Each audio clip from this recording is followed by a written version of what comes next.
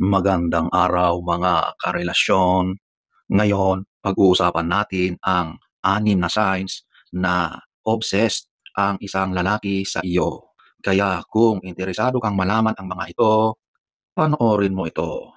So, huwag na tayong magpaligoy-ligoy. Number 1, he contacts you excessively. So, ito yung literal na lagi kang tinatawagan, lagi kang tinetext, chinachat, mayat-maya, lagi, lagi, lagi. Normal lang na gusto ng partner o manliligaw na kumustahin ka. Pero kapag ang isang lalaki ay halos wala ng tigil sa pagtawag, pag-text, pag-chat sa iyo, kahit hindi na ito makatarungan, yan na ay senyales ng obsession. Isipin mo, kalalabas mo lang ng bahay at nag-message ka na on the way ka na. Pagdating mo sa pupuntahan mo, marami ka ng missed calls, marami ka ng chat at messages na na-receive. Tapos, ang mga nandoon ay, nasaan ka na? Sino ang kasama mo? Ano ang ginagawa mo? Sa mga ganyang mga banat pa lang mukhang praning na, di ba? Kapag sobra-sobrang atensyon ang hinihingi niya at hindi na siya makapag-function ng hindi ka nakakausap, hindi na ito healthy. Isa na itong obsession. At sinasabi ko, hindi magiging maayos ang relasyon ninyo sa ganitong uri ng lalaki. Madalas ang mga ganitong tao ay mataas ang fear of abandonment, mataas ang insecurities. Kaya sobra ang ginagawa niya sa mga way of communication ninyo. Number 2, he tracks your actions and whereabouts. So ito na yung lalaki na lahat ng ginagawa mo, kailangang alam niya. Lahat ng pinupuntahan mo, dapat updated siya. Dapat nakikita niya ang lugar kung nasaan ka. Parang nagiging detective na ang mga kilos niya. Gusto niyang alam lahat. Kung sino ang mga kasama mo, anong oras ka uuwi, anong pinpoint ng lugar naroon ka para maari niyang i-check sa kanyang GPS o sa kanyang maps. Minsan pa nga, makikita mo na tinatanong ang mga kaibigan mo o tinitignan ang social media mo para i-cross-check kung tama nga ba ang mga information na nasasagap niya.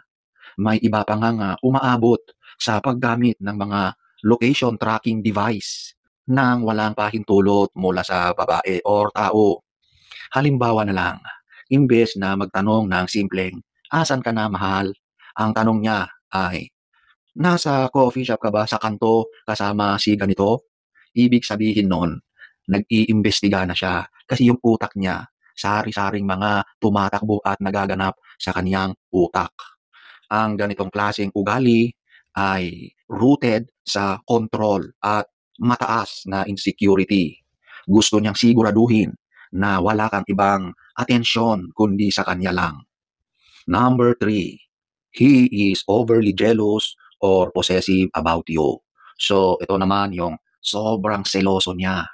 Lahat ng bagay, pagkakataon, tao, lalo na sa mga lalaki, ay pinagseselosan niya. Wala na siya sa tamang wisyo sa kanyang mga ginagawa. Ang selos ay natural at minsan ay nakaka-flatter. Minsan, sweet pa nga ito, di ba? Kasi nararamdaman mo na mahalaga ka sa kanya. Pero kapag sobra, labis-labis na ito, hindi na ito cute, kundi nakakata-cute. Okay? Delikado na kapag sobrang selos. Halimbawa na lang, nagbiro lang ang office mate mo at ngumiti ka pero agad siyang magagalit o magtatanong ng paulit-ulit. Puwede ring ayaw niyang lumabas ka kasama ang mga kaibigan mo dahil baka may makilala kang iba. At minsan pa nga, kapag alam niyang meron kang katrabaho na mga lalaki, hindi na siya pumapayag na magtrabaho ka. Kung papayagan ka man yan, sisiguraduhin niya na walang mga lalaki sa paligid. Kasi ang utak ng ganitong lalaki, sari-saring mga nabubuong mga eksena, kaganapan sa kanyang utak. Yon ang nagdidikta sa kanyang matinding selos. Kumbaga, advance na yung mga iniisip niya. Papasok ka pa lang sa trabaho, pero ang iniisip na niya, nagkita na kayo ng isang lalaki at kayo na ay magkasama sa isang pribadong lugar. Ganyan katindi ang pag-iisip ng mga ganitong lalaki. Para na itong disorder kasi ang pag-iisip ng ganitong lalaki ay praning. Ang sobrang possessiveness ay indikasyon ng kawalan ng tiwala, hindi lang sa iyo kundi sa sarili niya mismo. Number 4, he controls your decisions and preferences. So ito na yung siya na ang nagdidikta kung ano ang dapat mong gawin.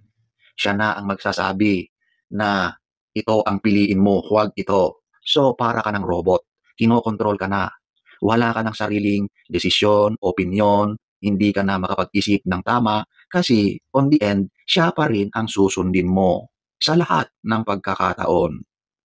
Kapag ang isang lalaki ay hindi lang nakikialam, kundi siya na mismo ang nagdidikta ng mga desisyon mo mula sa pananamit, mga kaibigan, trabaho, hanggang sa mga simpleng bagay na gusto mo, obsession na ito na nagiging isang controlling behavior. Halimbawa na lang, ayaw niyang magsuot ka ng kahit anong damit na medyo revealing, hindi dahil sa respeto, kundi dahil sa takot na may ibang humanga sa iyo. Ang obsession na may halong control ay madalas nagiging abusive kung hindi maaagapan dahil gusto niyang ikaw lang ang mundo niya at gusto rin niyang siya lang ang mundo mo. Kung ganito ang sitwasyon, seryosong pag-uusapan ang kailangan. At kung hindi siya handang magbago, baka kailangan mo nang pag-isipan ang kaligtasan at kapakanan mo. Number 5, he doesn't respect your personal space.